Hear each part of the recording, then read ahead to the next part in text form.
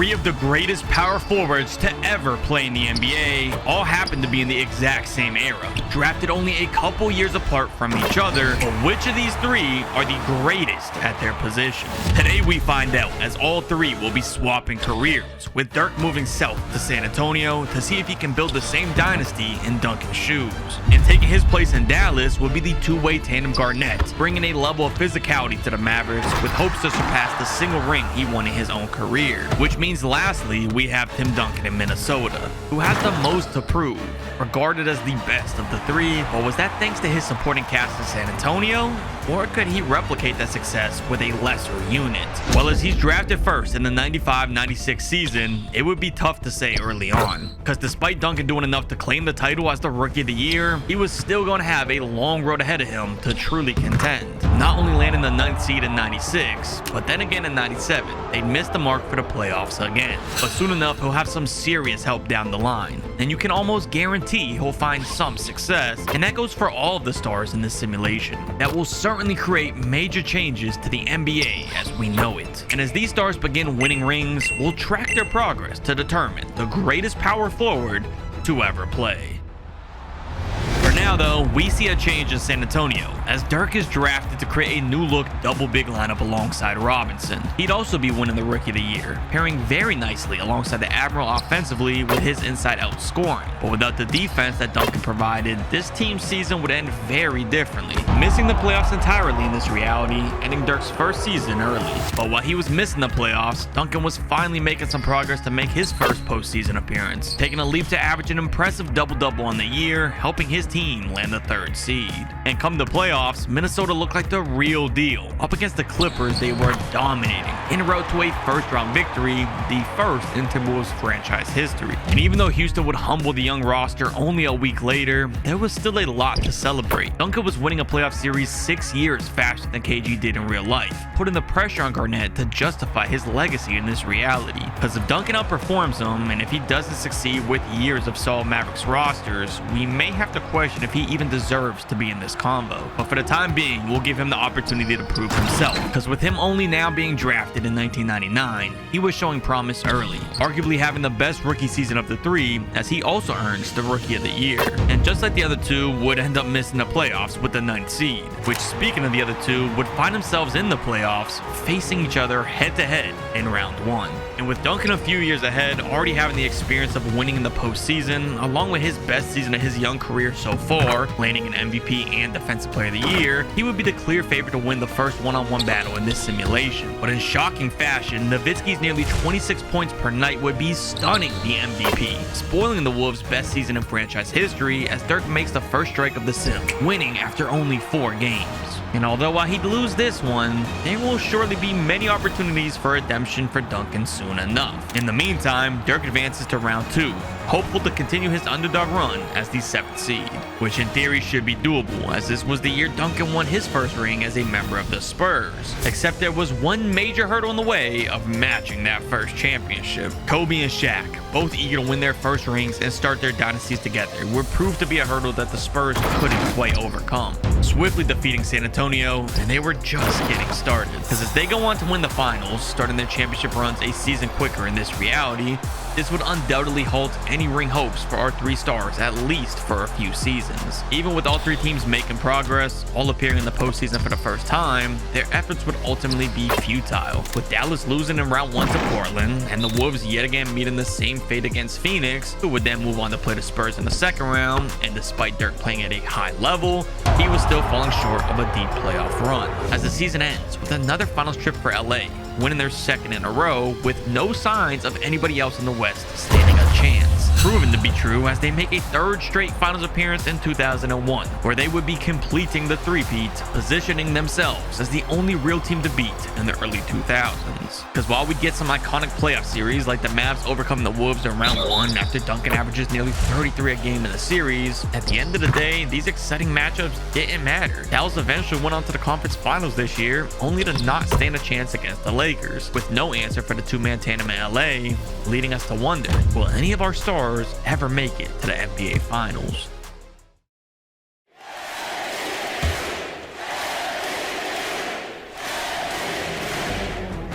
Well, as Dirk wins his first MVP of his career, one thing was certain: they were for sure about to try. Except it wasn't the MVP making that push. Stunned in the first round by the Blazers, who seemed to be the bane of our stars early on. That is until Minnesota got a hold of them in the second round, with Tim Duncan finally ready to make a push after years now of early playoff eliminations, taking charge on the floor with several masterclass performances, officially making his first career conference finals appearance. And by no surprise, who else would be in their path but the Lakers, who for context just got finished defeating the Dallas Mavericks in 6, a roster who was without a doubt ahead of the Timberwolves' current structure. So after winning 3 years in a row and with a dominant showing versus the team that many considered their only real threat, it was widely expected that the same would happen in these conference finals, taking the breath out of Minnesota with a debilitating Game 1 victory. Except as fans anticipate another Lakers steamroll, they were about to be stunned. Tim Duncan was following up that loss with one of the greatest 4-game stretches in playoffs history, single-handedly keeping his team competitive against the terrifying duo of Kobe and Shaq. And as he chips away one game at a time, we would be witnessing one of the biggest upsets in playoff basketball. Duncan and the Wolves were getting the job done. They slayed the league's giant, and they were advancing to this franchise's first ever finals appearance, where against the Bucks they'd keep their foot on the gas, carrying the momentum for the major victory, looking unstoppable with the lights the brightest, only one win away from doing the unthinkable. And even though Milwaukee was optimistic that a comeback could be in their future as they win Game 4, the Wolves would promptly put that to rest in Game 5, completing one of the most impressive playoff runs we've ever seen, as Minnesota is crowned top the league as champions, meaning Tim Duncan is the first to make a strike in this competition. And while of course he's also been in the league the longest, this championship certainly holds some weight. Not only winning before Dirk with the dynasty Spurs, but also winning a ring in the same shoes that Kevin Garnett failed to ever make a finals in. So as the attention favors Duncan currently, all that KG and Nowitzki can do now is respond with big seasons of their own. But to call them big seasons may be an understatement, because Dirk was having his best year yet, leading the entire NBA in scoring, already seemingly surpassing his MVP season from the year prior. And he'd get a chance to prove himself right away in the playoffs, facing the defending champion Wolves, where he and Tim Duncan were having a back and forth duel for the ages. We were finally getting to the point where these guys were all entering their primes, and we were guaranteed some epic series for years to come. However, this one would clearly favor the Spurs. The very roster that Duncan won a ring with in real life this season wound up being too much to compete with as a member of the Wolves. Nowitzki had the edge in this matchup and would be the one to come out on top. Although that was of course only round 1. And while that was impressive enough on its own, things would get even more interesting as Dirk was commanding his group to a massive series win over the Lakers. Not just defeating them, but doing it easily, sending a once great Titan of the West home for the season. But before we get to the conference finals, we still have to talk about Garnett's half of the bracket. The pick-and-roll duo of Steve Nash and Kevin Garnett was taking the league by storm at this point. Both All-Stars were tapping into their full potential and their chemistry was through the roof, easily becoming the top seed in the West and charging through everything in their path. Not only sweeping the Clippers, but again taking over in round 2 up against Sacramento, overcoming another great contender to set the stage for a climactic conference finals against the Spurs. But there's one more thing to mention. Garnett is the MVP, meaning all 3 of our stars have now won the award. But more importantly, this season's MVP faces last year's MVP, Dirk Nowitzki, in the conference finals. One of these guys is gonna make the finals and possibly win their first ring. A lot is at stake here. So let's not waste any more time building up anticipation. The Mavs and Spurs battle for Texas was fully underway, and it would live up to all the hype. We'd of course see the expected clash between the last 2 MVPs, going at each other relentlessly, desperately looking to find a slight edge, but at the same time we'd also have a battle between all-star guards, with Tony Parker and Steve Nash each trying to give their MVP counterparts some relief. So as these battles wage on, every game will conclude within a 5-point differential, leading to one of the closest tied series we've ever seen after 4. And that trend of close matchups wasn't ending anytime soon. Each star would have their best games of the season to defend their home courts in the next 2 games, leading to a climax dependent on 48 more minutes of basketball. And while this would take place in Dallas, with San Antonio within driving distance, the arena was packed with fans cheering for both sides. So who will survive the gauntlet? Dirk and the Spurs, Or will the MVP Garnett pull this one through with the Dallas Mavericks? Well, it would be up in the air, with the game still close late. And as both sides are exhausted in a timeout, there was only one way to find out the results. Dirk and Garnett have been clashing for 7 games straight, and it all concludes with this. The final 3 minutes of a Game 7, San Antonio barely hanging on to a 1-point edge with 2.5 minutes remaining in this game. Jackson gets the ball down low to Dirk. KG on him. Dirk, the deep fadeaway. Dirk gets it in. The 3-point lead. This duel between Garnett and Dirk has been fun to watch. KG on the other end now. He gets over to Steve Nash. The 2-man game. Nash to pick and roll with KG. Slowing it down. Tony Parker is guarding Nash. Driving into the paint. Forces a floater. His floater gets him back within 1. The Mavericks do have home court, but for San Antonio, they're not that far away from home, and they have a lot of fans here. It's even here down the stretch. Tony Parker now on Nash. Tony Parker, his lay. The foul, but no basket. Clutch free throws for Tony Parker, hopeful to win his first championship here. Kevin Garnett with the ball. Dirk on him. KG to pull up. KG, that's a tough shot. He does blow that one. Now the Spurs have a 3-point lead with an opportunity to extend it here late. Tony Parker again. He's getting the screen. Parker driving to 1-man beat, gets by Nash. KG to double clutch. No foul, and KG gets the board. What a great defensive possession. He's pushing the pace himself. The smaller Tony Parker. This is a mismatch. KG, a tough leaning shot. Bradley, Tony Parker. Van Exel hits it. What in the world did I just witness? 2K simulation. Tony Parker with it now. Up by 1 for San Antonio. They're going back to Dirk. Kevin Garnett, the great defender. Dirk, the deep fade. Dirk, he misses. He misses. Dallas catches a break. KG now in the break. Gets the smaller Parker again. They get over to Steve Nash. This is a mismatch. KG in the paint. Over Parker. Parker's defense. KG to board. KG's putback is good. He puts the Mavericks in the driver's seat. This could still go either way. 40 seconds left. 1-point game. Tony Parker driving it in. The pump fake. Is he going to force it or slow it down? He slows it down. Jackson with the ball. They go to Dirk. His jag. KG with the block. Tony Parker gets it though. 8 seconds left. What a swat by Garnett. Parker to free throw line. Jumper. Parker saves the day. What a stretch at the end of the game here. Tony Parker coming up huge. Dallas gets the ball inbounded to Michael Finley. They go to Bradley, swing it around. It's going to be Steve Nash and Kevin Garnett, the 2-man game. They've been doing it all season long. They get it down low to KG. Dirk on him. KG to pump. Nowhere to go. Forces a hook. KG, it's off. Dirk the board. They foul. I can't believe Garnett forced that shot. They could have got something better. I don't think they have any timeouts. Dirk misses a free throw, though. Dallas now, 8 seconds left. You got to get it down the court. A 3 will win the game. A 2 sends us to overtime. The screen for Steve Nash. They go to KG. KG for the tie. Garnett for the tie. Unbelievable. We are witnessing something special in Game 7. And as we head into overtime, it would only get closer. And the extra 5 minutes still might not be enough. It's still a 2-point game. Dallas is playing defense, though. The Spurs have a chance to extend it.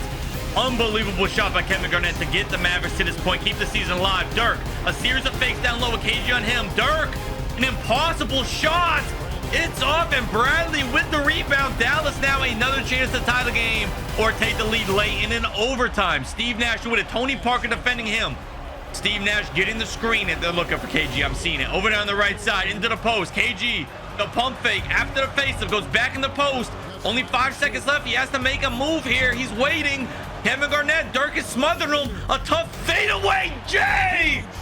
Unbelievable shot! Kevin Garnett is not real. Even with as exciting as that shot from Garnett was, though, the game is still not over. San Antonio coming out of a timeout, 12 seconds left. They have a chance to win it, and they have options. David Robinson, Tony Parker, Dirk Nowitzki. Who's it going to be in Game 7 for a chance to send them to the finals? They're going to Dirk in the post. 3 seconds left. Post up against KG. The signature, the pump. A tough shot. Dirk got it to go at the buzzer. Unbelievable. Wow. The greatest Game 7 in NBA history. After such an exciting conference finals, it was Dirk and the Spurs coming out on top. And while he lost here, KG was right on the cusp of advancing, so I'm sure his time may come soon enough. But for now, with his biggest hurdles behind him, Dirk prepares for the finals, where against the 7th-seeded Raptors, he was averaging a blistering hot 46 a game. And after a postseason run against the defending champs, the Lakers, and the top-seeded Mavericks, this last series would simply be a formality. Dirk and the Spurs were sweeping by Toronto without a single doubt in anyone's mind, closing out their Hollywood run. winning Dirk his first championship, now knotting everything up alongside Tim Duncan.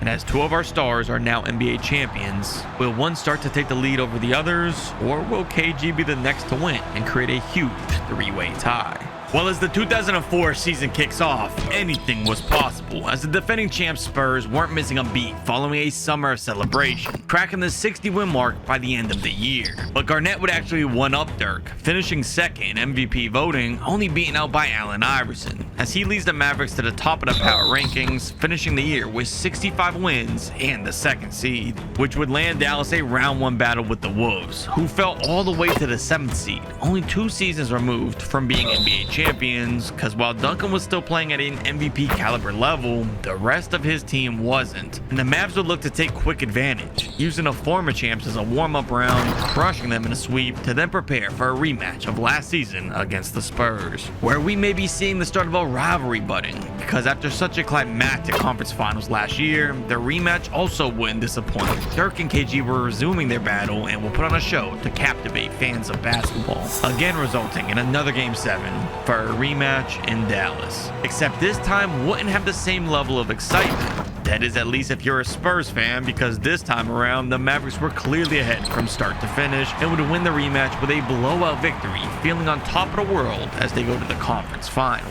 But nothing was guaranteed in this league. Just as quick as they got there, their moment was being snatched away. The Lakers were back for vengeance, and they'd be eliminating the Mavericks to end their championship hopes just moments before going on to the NBA Finals, where they'd win another ring for themselves, reminding us that this league is packed with talent, and our stars would have to take advantage of every opportunity, as there is no promise that they'll have another chance. Which Tim Duncan would be the first to tell you, because if we fast forward for a moment to the 2007 season, Timmy has been playing at another level for years, easily one of the best players in all of the NBA, but it hasn't translated to winning.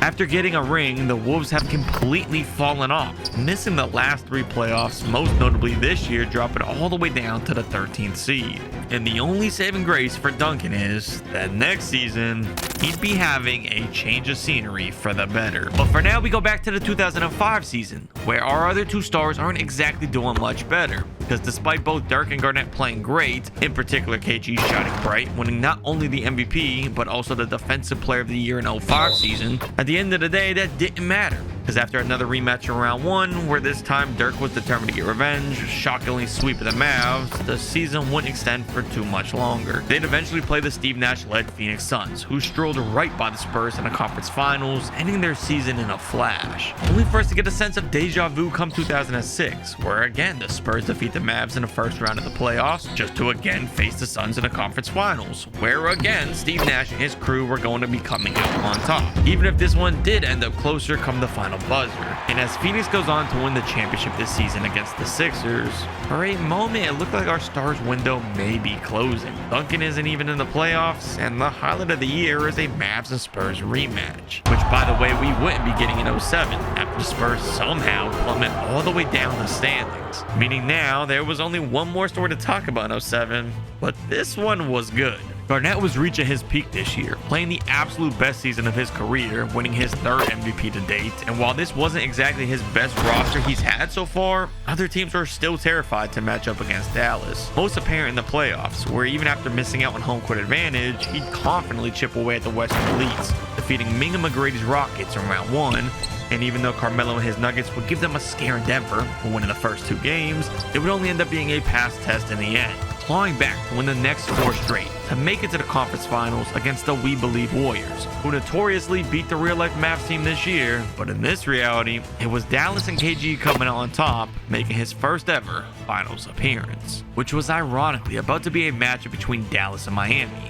one that produced some exciting series in real life. But this one was far from exciting, with Shaq slowing down heavily and Dwayne Wade not having much other support. This would end up being a very easy series for the Mavericks. The Dallas Mavericks are NBA champions, the first title in franchise history. It's been a long time coming, but after years, Dallas has finally won, and KG now gets on the board with a ring. And as they finally make it over that hump, my only question from here is, can they do it again? Anything's possible! Except history was repeating itself. Again, a mini dynasty was forming in LA as Pau Gasol joined the roster, giving Kobe Bryant another formidable team who will be halting all West competition for a couple of years. After the Spurs missed the playoffs again and Kobe blows by the Mavericks in the second round, it was only a matter of time until they were headed to the finals. But there was one more headline. Duncan was now a member of the Boston Celtics, getting a much needed change of scenery. This was a big revitalization for his career, back in a situation where contending was a realistic outcome, and his numbers would be major benefactors as he helps the Celtics win 68 games on the year. And come the playoffs, the Celtics were walking right through the East without issues. They had one of the most stacked teams in history, and it was showing here, winning out the conference easily as they prepared to face Kobe and the Lakers. The real-life version of the series was a battle for Boston and LA, fighting for an edge to be in front, but now with Duncan filling in the role of KG, there wouldn't be any doubt from start to finish. The Celtics were winning the championship easily with little real threat to winning a ring this year. Now giving the lead back to the hands of Duncan, but Dirk wouldn't be out of it for long, because 2009 went in the same as real life after the Magic upset the Celtics in the conference finals, only for Kobe and the Lakers to defeat them in the NBA championship. But in this reality, LA wasn't going to a third straight finals as they're swept by the Spurs in round 2 of 2010, who would then go on to gentlemen sweep OKC in the conference finals, who had just defeated the Mavs the series prior, meaning now Dirk would find himself in the NBA finals again, up against Tim Duncan, with a chance to tie the competition back up. However, this wouldn't be an easy task. We've already discussed just how good this Celtics roster was, and Duncan was still hungry for more rings, helping his team make the first strike in the series. But just as quickly as he was knocked down, Dirk would get back up and retaliate after trailing, firing off a huge offensive showcase to knot everything up 1-1. And these players would trade blows for the next couple of games, exchanging hands in games 3 and 4 as everything is tied up for a pivotal game 5, where for the first time in the series, a team was winning back-to-back. Nowitzki was firing off 38 points to lead all scorers and gave his team a 3-2 edge, only one win shy of another ring. Although you'd be insane to think that Duncan was just going to fold and let his season slip away. So close to ring 3, he'd come out for game 6 with a chip on his shoulder, doing whatever it takes to force a final game 7. And he looked to be doing just that, holding the lead for the entirety of the game, all until a late rally in the fourth quarter by San Antonio will put them within arm's reach of a comeback, and with moments remaining in the game, we wait to see who comes out on top. It's a 1-point game late in game 6. The Celtics and Tim Duncan are looking to force a game 7, but Dirk and his Spurs are looking to win the championship right here. Dirk in the post, the pump fake on Duncan, nowhere to go, the great backdoor cut by Finley, and a great pass by Dirk, but they don't secure the points. Boston now looking to extend the lead in transition. Ray Allen with George Hill on him. They find Rondo down in the paint. Tony Parker's there for the defense on the board. The Spurs now with another opportunity. They're going right back down to Dirk in the post. Is he going to attack this time or pass it again? Dirk's tough shot up and over the extended arm of Duncan gives the Spurs the lead. Boston still a lot of time to try to hang on here, though. Rondo driving it into the paint. Dirk sends it packing. What a block. It's still Boston's ball, though. 12 seconds left on the shot clock. Rondo again. This time they're going down low to Tim Duncan. They get straight to him. Nothing but business. A couple of fakes. Draws the foul. And as Timmy does hit both free throws, the lead goes back to the Boston Celtics. Now up by 1 again. They're going straight back down to Dirk in the left post. The patented fadeaway. It's off. Thiago Splitter didn't even try for the board. Boston would have now in the break. Ray Allen has it. The smaller Tony Parker defending him. They get it over to Kendrick Perkins. They're going back to Rondo. They want to get Tim Duncan involved. Rondo and Duncan in the pick and roll. Duncan gets the ball down low in the post. Dirk is there with the defense. A tough fadeaway. What a shot. What a clutch basket by Tim Duncan. Now the Celtics have the 3-point edge, and it's looking more and more likely that we may be seeing a game 7 in this year's finals. Tony Parker with the ball. 44 seconds. They're going to Dirk again. Dirk in the post. Dirk, his fadeaway. Dirk matches Tim Duncan.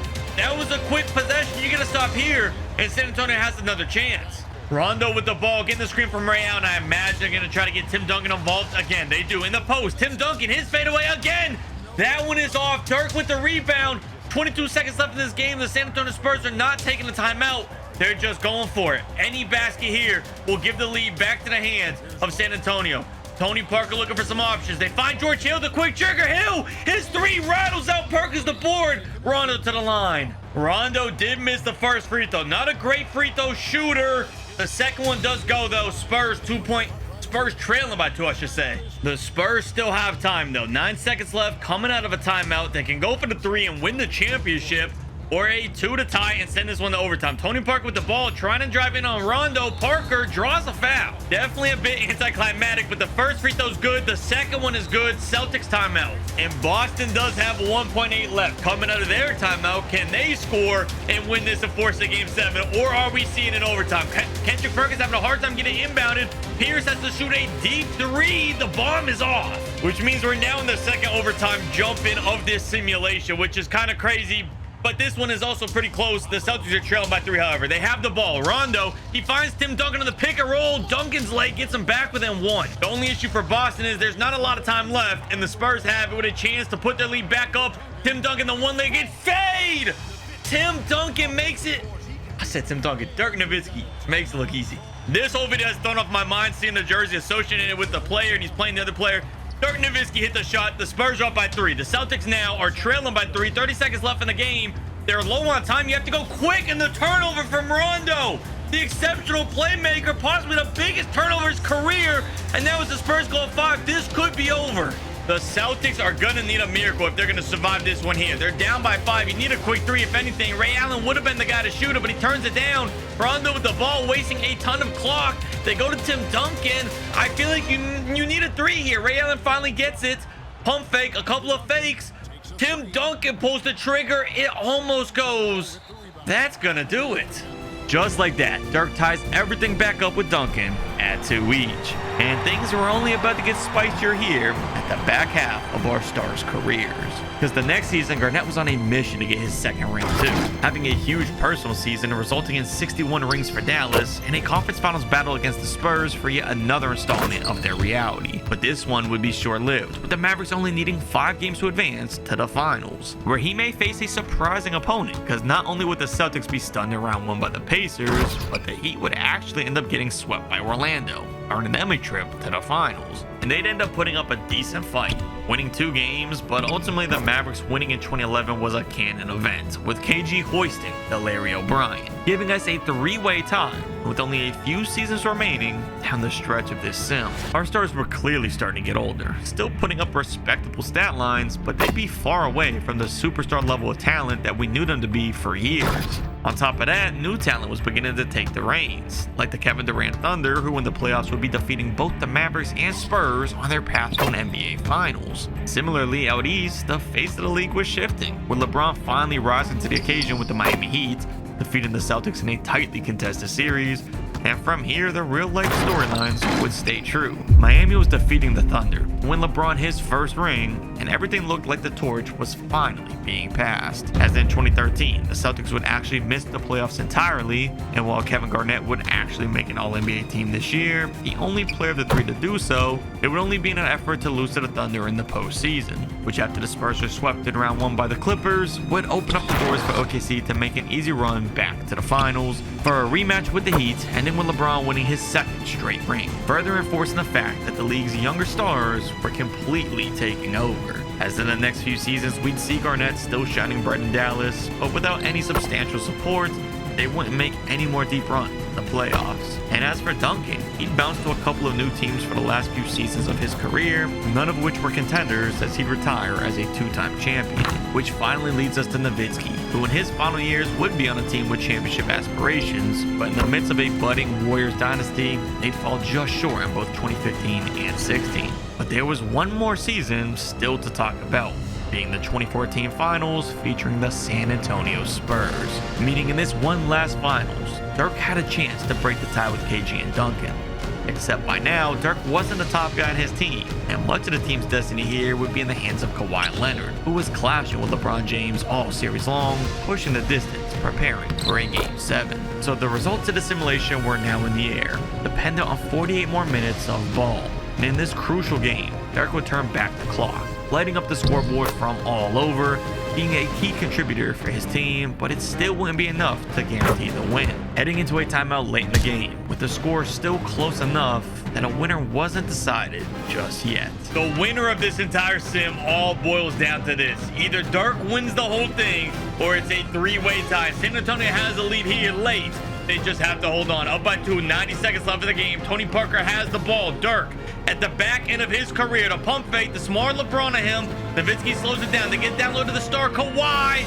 He goes for a tough hook shot. It's off. LeBron James on the break, going all the way. Small Tony Parker on him. He's going to the post. LeBron, his layup. It goes in. Not exactly sure if that shot from Kawhi Leonard was the best available option. Nonetheless, though, it's a tie game. They still have time. They're going to Dirk, the veteran, in the post. His fadeaway over Battier. Dirk still has it in the end of his career. LeBron James with now driving it on Kawhi. Kawhi Leonard is there. D-Wade, a wide open three. It clanks off the rim, fighting for it. Kawhi gets it. 50 seconds left. The Spurs have the lead. Look to extend it late. This could potentially be a dagger here if they can score. Danny Green with the screen. They're going back to Dirk. Dirk again. A quick move. Dirk. Oh, it's off this time. It's off. Bosh the board. Miami was possibly the biggest possession of the entire sim. Mario Chalmers misses it to fight for a jump ball. The Spurs win the jump ball. I do not want to be in the locker room after this game if I am Mario Chalmers with LeBron James and Dwayne Wade. Tony Parker with it now. An opportunity with only 5 seconds separating shot clock and game clock. You score here. This one is all but over, and I just noticed Dirk has the smaller D-Wade on him. Kawhi trying to get open. Are they going to go to Kawhi? No, they're going to Dirk with Wade on him. Dirk, the drive around Wade. Dirk's layup.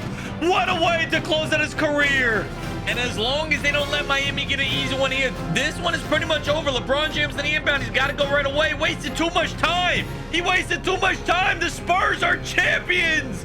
Wow! And that'll do it. The Spurs are once again champions of the basketball world, capping off a special career from Dirk with a fitting ending. Meaning now that Nowitzki does indeed surpass KG and Duncan for the most rings. But does that secure him a spot as the greatest power forward ever? Well, you'll have to be the judge of that. However, one thing's for sure, all three of these stars are undoubtedly some of the best to ever do it.